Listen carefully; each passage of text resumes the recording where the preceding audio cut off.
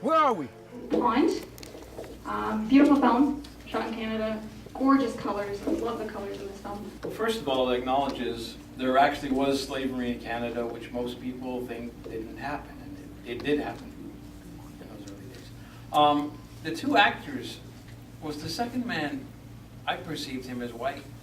Now, they did have indentured servitude where particularly Irish immigrants would come across and have to work off their passage essentially as slaves until they paid it off. Sometimes that took forever. They never got out of that circumstance. But like the second man, he didn't look to me like a black man. And I wonder if anybody else thought the same. I wondered how somebody who is a slave would be so good at martial arts. How would he have learned those things? And yet at the same time, that was spectacular fight choreography. My compliments to the stuntman. But is it believable that he would have those skills given his background as a slave? And yes, I noticed the green. It's a very green film, isn't it? Beautiful, bright green.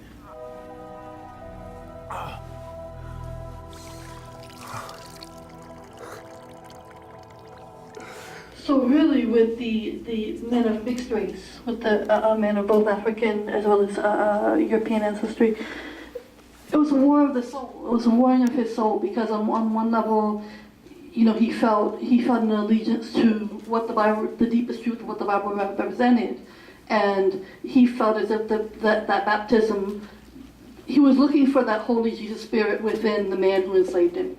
He also was both of African and European ancestry, so he was going the direction of having some trust in the essential goodness and Jesus nature of that man, who was perpetuating evil acts.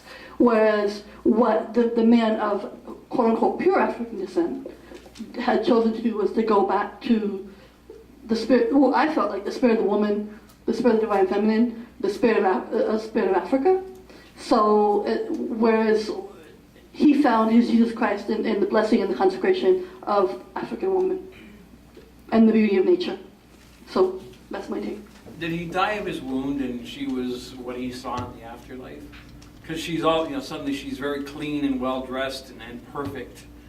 And that's not what you would see in 1800. So I think maybe he was dead and that was his paradise when he saw her.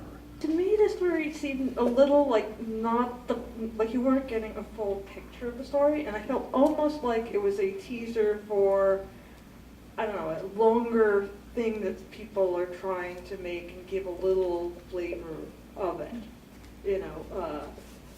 That's sort of what it seemed to me, and there were parts that were interesting, but it didn't seem quite as cohesive to me. I really liked it. I really enjoyed it. I thought it was beautiful.